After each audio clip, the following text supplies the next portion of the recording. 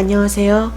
50세 유미의 성장일기에 책 한 권 씹어먹기 더 해빙 두 번째 시간입니다. 서울을 떠난 지 12시간 후 비행기는 밀라노 공항에 착륙했다. 서윤이 머무는 호텔은 아름다운 경치로 유명한 코모 호수 인근이었다.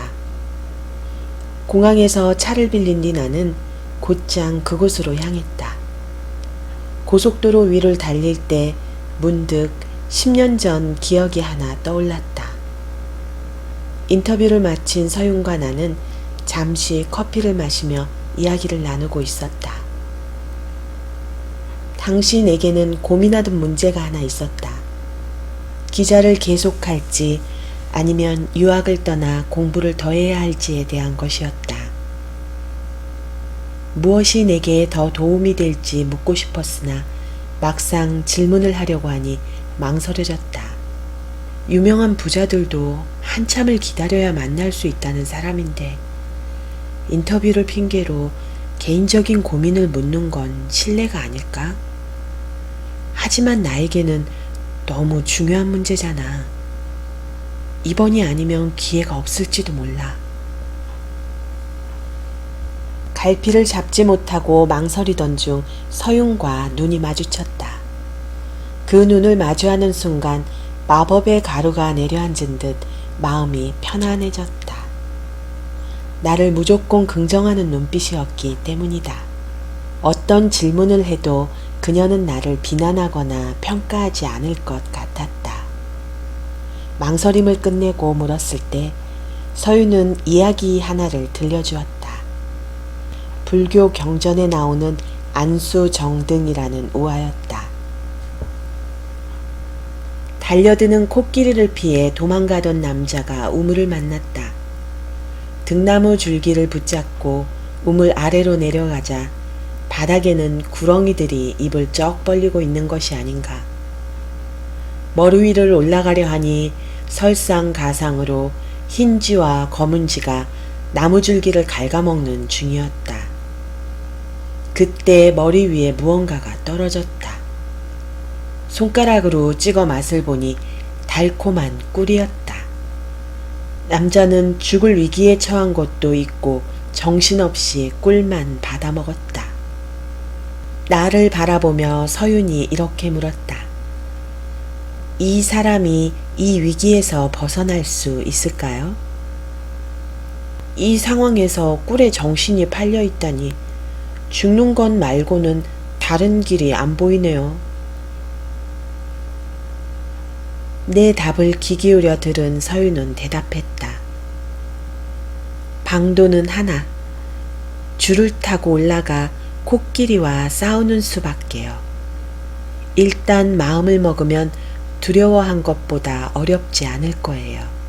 그리고 승자 앞에는 장엄한 대지의 광경이 펼쳐지죠. 그 말을 듣는 순간 내 안에 있던 두려움이 먹구름 거치듯 사라졌다.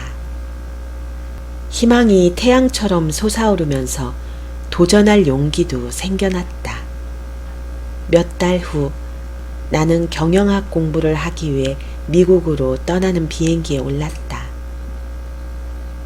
지난 10년 동안 시련을 겪을 때마다 내 머릿속에 떠오른 것은 서윤의 조언이었다. 그녀가 말한 그대로였다. 진퇴양난이라고 생각했던 순간에도 마음만 먹으면 코끼리를 물리치는 건 생각보다 어렵지 않았다. 줄을 타고 위로 올라갈수록 두려움은 사라졌고 놀랍게도 세상은 조금씩 다른 모습으로 다가왔다. 이 얼마나 귀중한 조언이었던가. 그럴 때마다 나는 내면까지 꿰뚫어 본 이 마음가짐의 대가에게 감탄할 수밖에 없었다. 추억에서 깨어나 보니 어느덧 코모 시내에 들어서고 있었다. 물감을 풀어놓은 듯 푸른 하늘과 작은 성당, 붉은 지붕을 올린 집들이 눈에 들어왔다. 시가지를 벗어나자 아름다운 호수가 시야 가득 펼쳐졌다. 호수 위로 반사되는 지중해 햇살은 마치 한 폭의 그림 같았다. 내 마음도 점점 부풀어 올랐다. 벌써 10년이 지났구나. 서유는 어떤 모습을 하고 있을까? 그동안 어떤 일이 있었을까? 나는 곧 약속 장소에 도착했다. 대저택처럼 호화롭게 장식된 호텔이었다. 로비에서 바라보이는 호수 경치는 걸음을 멈추게 만들었다. 이런 곳에 머물기 위해서는 얼마의 비용이 들까? 휘황찬란한 로비에 서 있는 나는 조금 위축이 되었다. 내가 입은 검정 재킷과 흰 셔츠는 어쩐지 이곳과 어울리지 않는 듯했다. 나는 잔뜩 긴장한 채 애꿎은 노트북 가방만 부여잡고 서 있었다. 그때였다. 호수처럼 잔잔하고 투명한 음성이 들려왔다. 멀리 오시느라 고생 많으셨어요. 목소리가 들려오는 곳을 향해 돌아서자 호수를 배경으로 서 있는 한 사람의 실루엣이 보였다. 반짝이는 호수가 등 뒤에 있어서인지 얼굴이 선명하게 보이지 않았다. 하지만 누구인지 한눈에 알아볼 수 있었다. 10년 전 그때와 마찬가지로 주변 공기가 달랐기 때문이다. 서유는 어깨선이 드러나는 무릎 길이의 블랙 원피스 차림이었다. 흑갈색 머리카락은 부드럽게 물결치고 있었다. 키가 크지는 않았지만 그녀에게는 주변을 압도하는 위험 있는 존재감이 있었다. 그녀가 천천히 다가왔다. 놀랍게도 그 몇 초 동안 서윤이 계속 다르게 보였다. 꽃이 만개한 봄, 정열의 여름, 낙엽이 내리는 가을과 차가운 겨울, 이 모든 계절이 그녀의 눈 속에서 차례차례 지나갔다. 오랜만에 인사드리네요. 바쁘실 텐데 이렇게 시간 내주셔서 감사합니다. 떨리는 가슴을 억누르며 인사말을 건넸다. 내 앞에서 걸음을 멈춘 그녀에게서는 자스민과 머스크를 합친 듯한 고혹적인 향기가 풍겨왔다.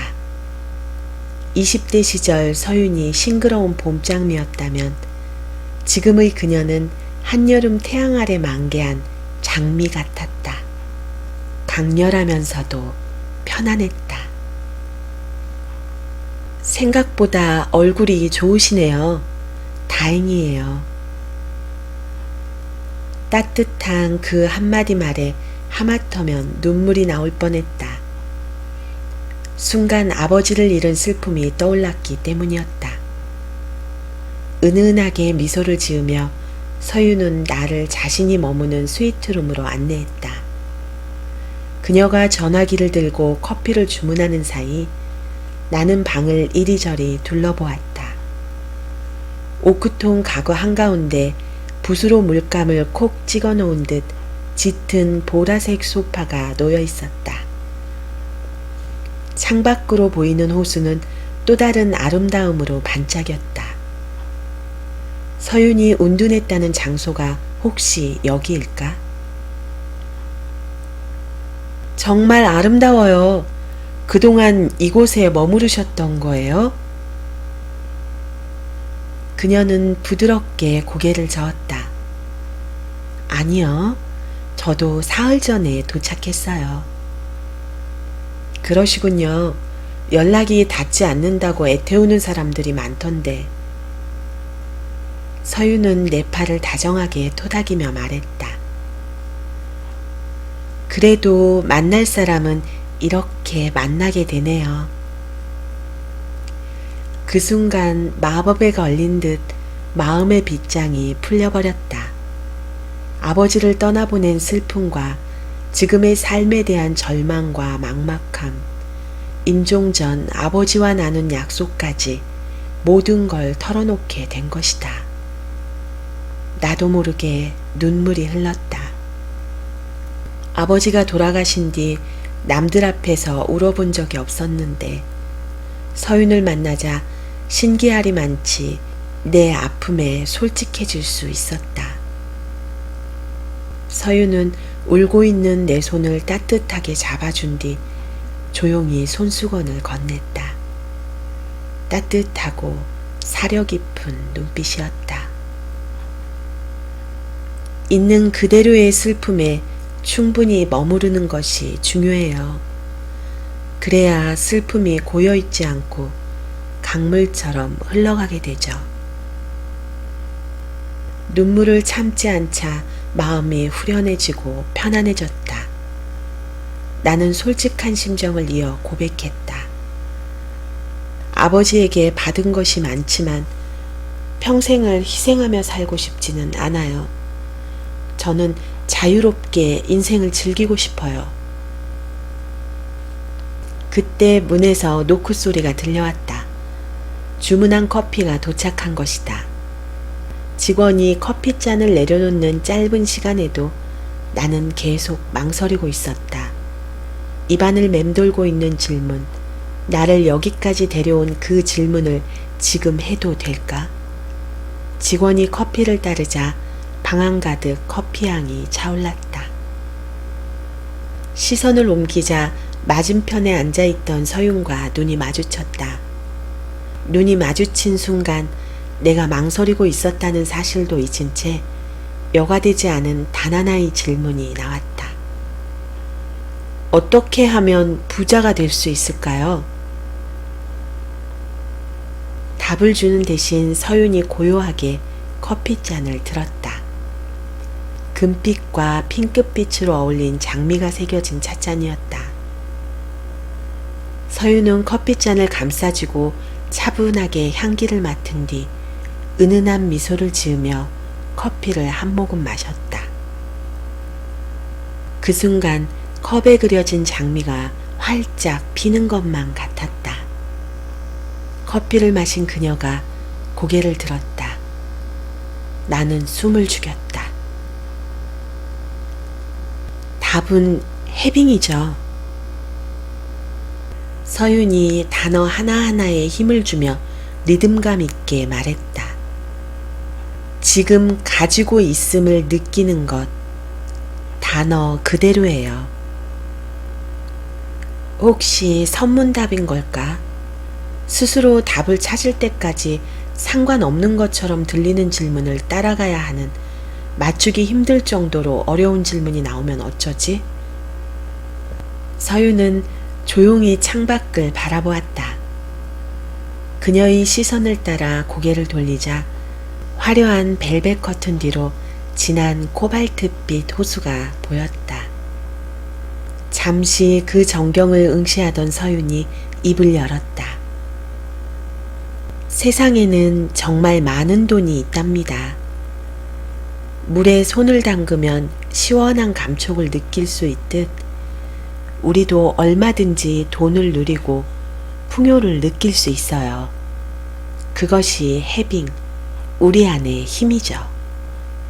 그리고 해빙은 우리가 자연스럽게 더 많은 부를 향해 흘러갈 수 있도록 해주죠.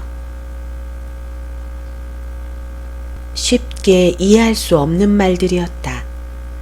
잠시 호흡을 가다듬은 뒤 문제의 그 단어에 집중해 보았다.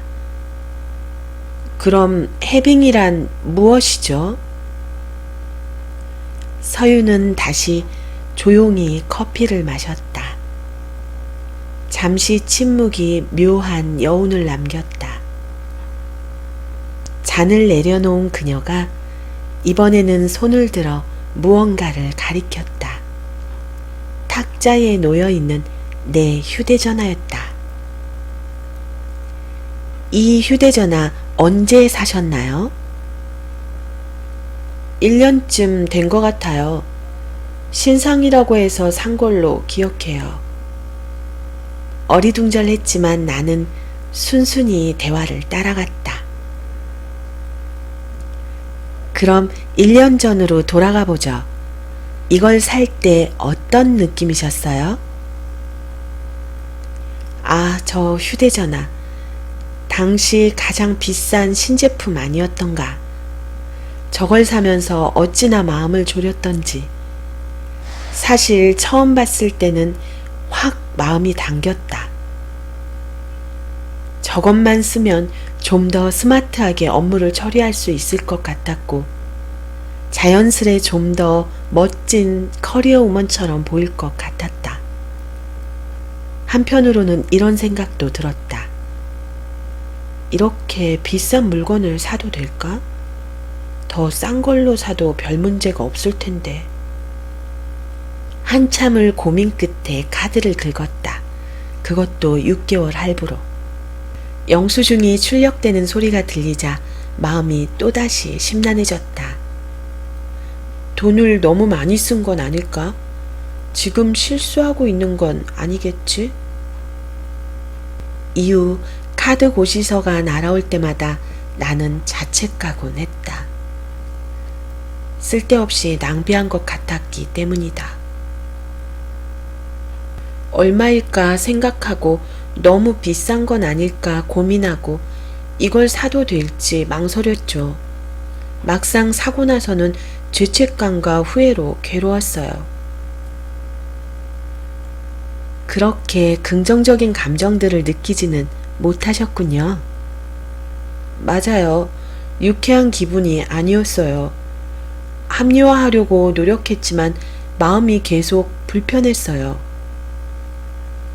서윤이 맑은 목소리로 말했다.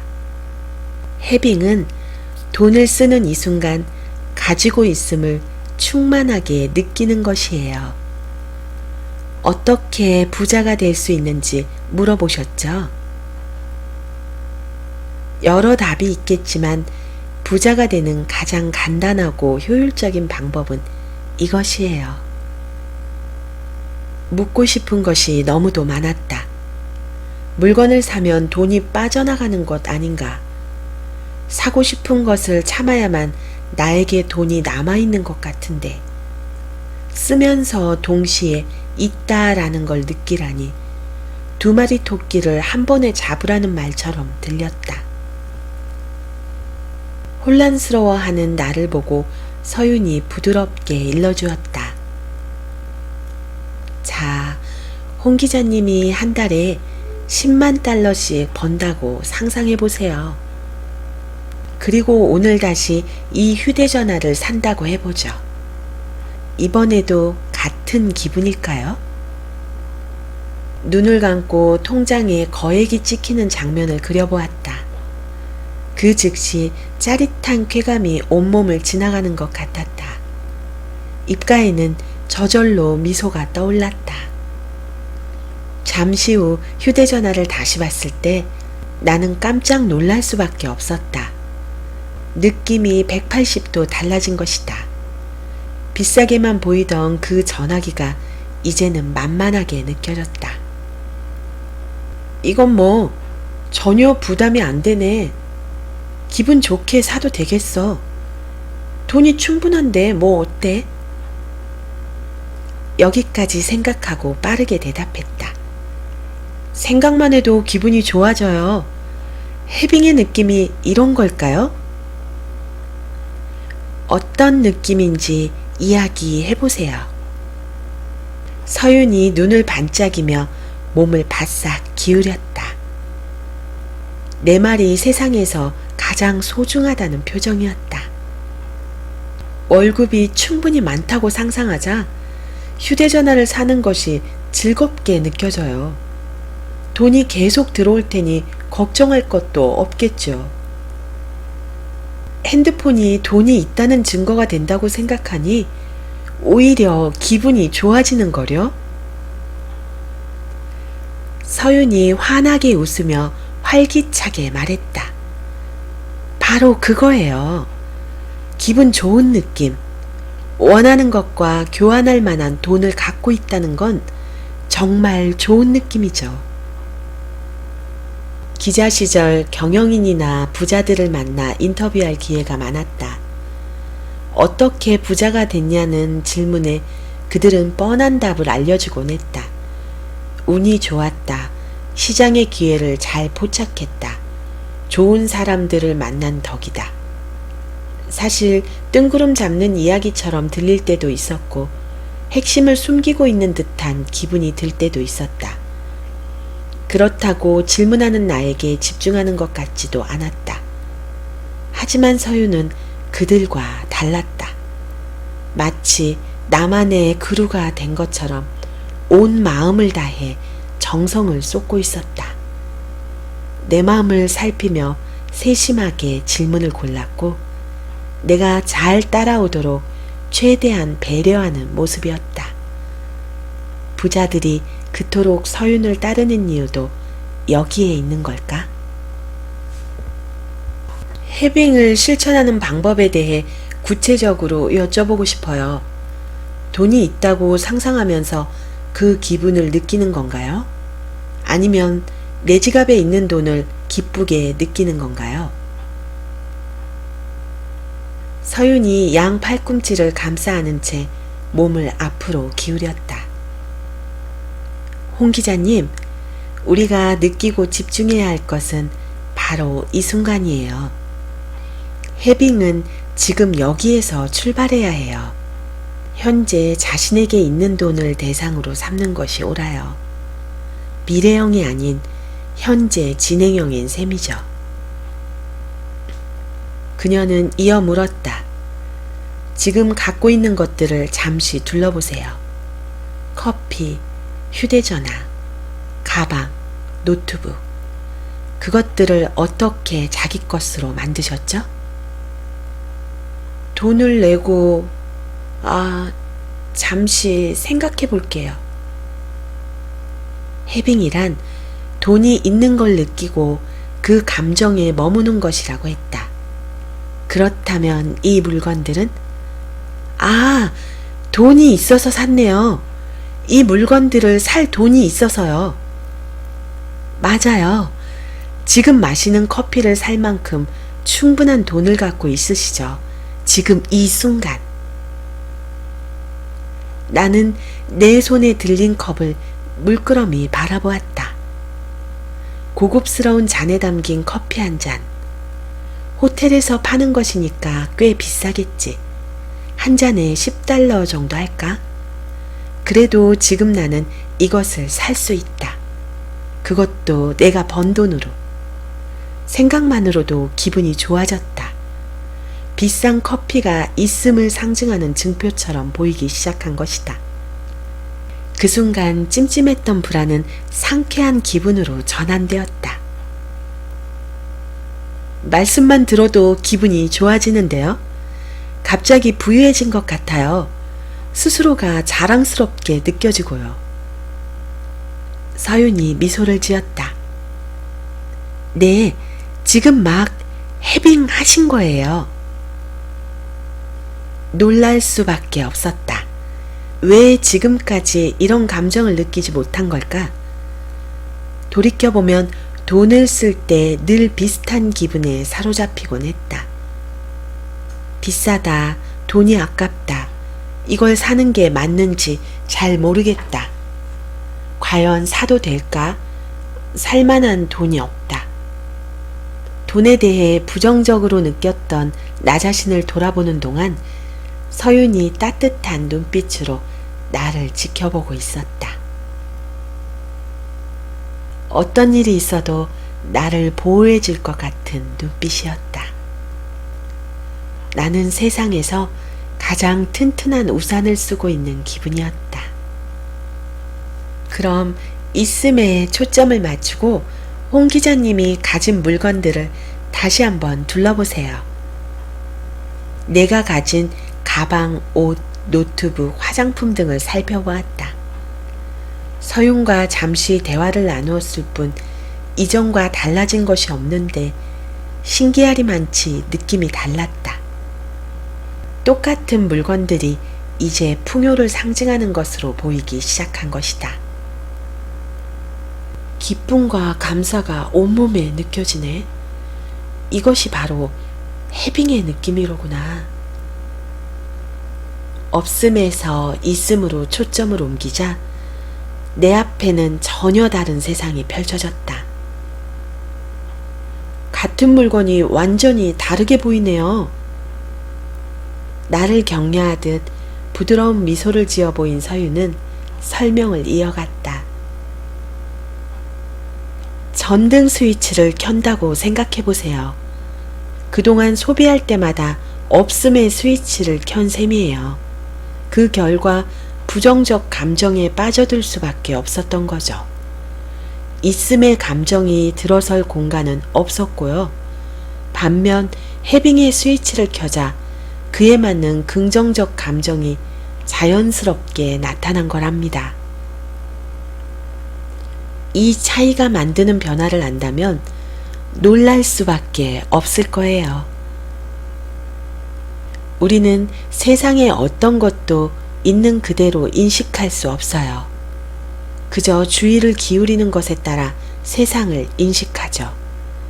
무언가를 해본 적 있으시죠? 무언가를 원해본 적 있으시죠?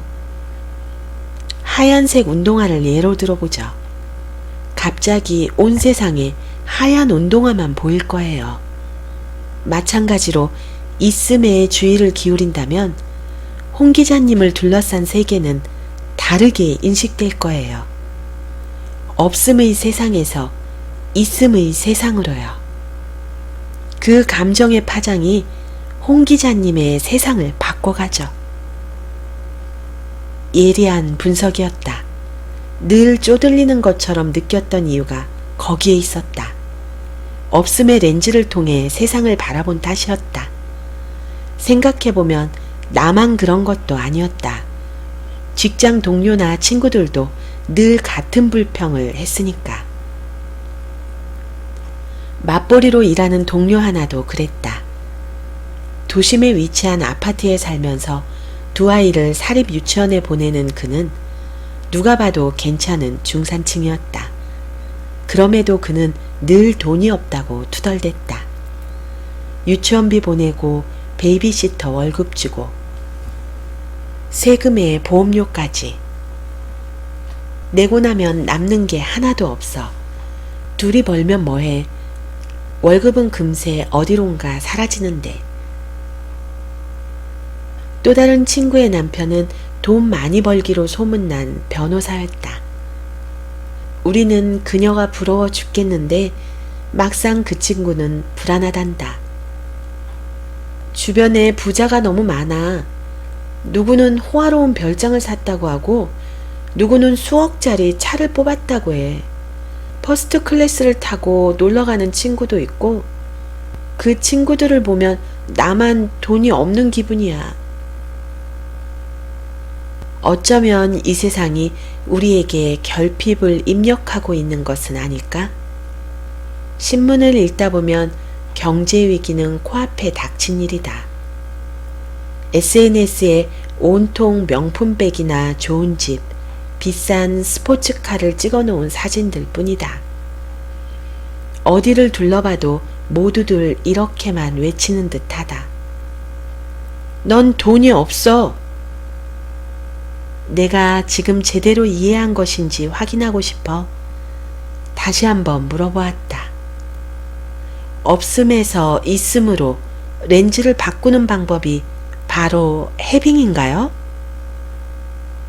네, 맞아요. 사실 렌즈를 바꾼다는 것이 그렇게 만만치 않아요. 지금까지 살면서 단단하게 굳어진 고정관념과 인식을 바꾸는 작업이 그리 쉬울 리 없죠. 그런데 해빙은 지금부터 바로 할 수 있는 방법이에요.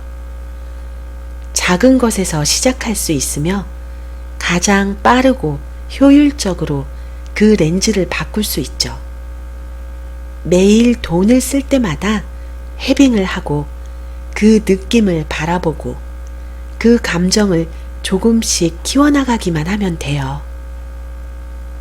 누구든 해빙을 할 수 있다는 말씀은 해빙을 하면 누구나 부자가 될 수 있다는 걸까요? 진짜로 궁금했던 것은 따로 있었다. 해빙을 하면 나도 부자가 될 수 있을까? 들떠있는 내 목소리를 듣고 서윤도 내가 무얼 궁금해하는지 짐작한 듯 했다. 서윤은 따뜻한 눈빛을 보내며 말했다. 지난 30년 동안 10만 명의 데이터를 시계열적으로 분석했어요. 부자에서 가난한 사람까지 모두 살폈죠. 이 중 빈손으로 태어나서 자신의 힘으로 부를 이룬 사람들에게 주목했어요. 분석 결과 그 사람들 중 높은 IQ나 특별한 재능, 뛰어난 창의성을 가진 사람은 소수에 지나지 않았어요. 결론적으로 말씀드리자면 대부분의 사람들은 300만 달러에서 700만 달러의 재산을 가질 수 있는 운이 있어요. 물론 모든 사람들이 빌 게이츠 같은 슈퍼리치가 될 수 있다고 생각하진 않아요. 하지만 누구나 사랑받을 자격이 있는 것처럼 누구나 부자가 될 자격을 갖고 태어난 것만은 확실한 사실이죠. 300만 달러에서 700만 달러라니 나도 모르게 입이 벌어졌다. 우리나라 돈으로 37억에서 80억이다. 생활비와 교육비, 세금과 이자를 내고도 한참 남을 액수였다. 예외가 없다고 했으니 나도 부자가 될 수 있다는 뜻일까? 서윤은 이렇게 말하고 있었다. 부자가 될 수 있다고. 그건 타고난 권리라고. 그 말을 듣는 순간 마음속에서 희망이 솟아나는 것 같았다. 심장이 쿵쾅거리는 소리도 다시 들려왔다. 누구나 부자가 될 수 있다면 가난한 사람은 왜 그리 많고 부자는 왜 그리 적을까요? 사람들이 가난 때문에 고통받는 이유는 뭘까요? 그녀가 입을 열었다. 그래요. 세상에는 가난으로 인한 많은 고통이 존재하죠. 잠깐 침묵의 시간이 지나간 뒤 그녀가 말을 이어갔다. 질문 하나 드려볼게요. 세상에 가난한 운명으로 태어난 사람은 몇 퍼센트 정도일까요? 꽤 많을 것 같아요. 30% 이상 정도요? 바로 대답을 주지 않은 채 서윤이 테이블 위에 놓인 물잔을 집어들었다. 이 물잔을 부의 그릇에 비유해보죠. 예를 들어 빌 게이츠는 남들보다 큰 그릇을 갖고 있겠죠. 홍 기자님의 그릇은 그보다는 작을 것이 분명해요. 그럼 지금 말씀하신 사람들의 그릇은 어느 정도일까요? 직관적으로 이해가 갔다. 누구에게나 타고난 그릇이 있다는 뜻이었다. 그 그릇을 얼마만큼 채울지는 사람마다 다르겠지.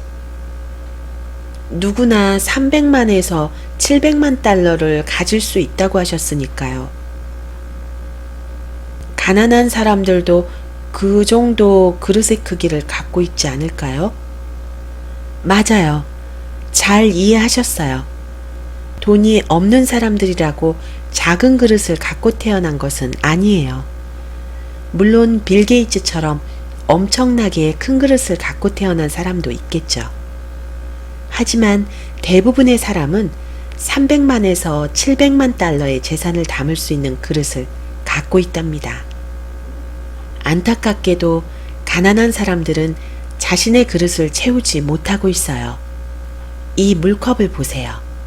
아무리 물컵이 커도 물이 바닥에 찰랑찰랑하게 담겨만 있다면 누구든 부족함을 느끼겠죠. 통계적으로 살펴보았을 때 자신의 그릇을 4분의 3 정도만 채워도 누구나 풍요와 만족을 느끼며 살아갈 수 있어요. 물을 더 채우고자 한다면 어떻게 해야 할까요? 꽃이 피어나듯 서윤이 싱그럽게 웃었다. 다양한 방법이 있겠지만 가장 빠르고 효율적인 수단은 해빙이죠. 해빙은 불을 끌어당기는 힘이에요. 같은 노력을 하더라도 더 많은 물을 쉽게 채울 수 있도록 도와주죠. 이 모든 것들을 자신이 갖고 있는 감정만으로 충분히 조절할 수 있어요.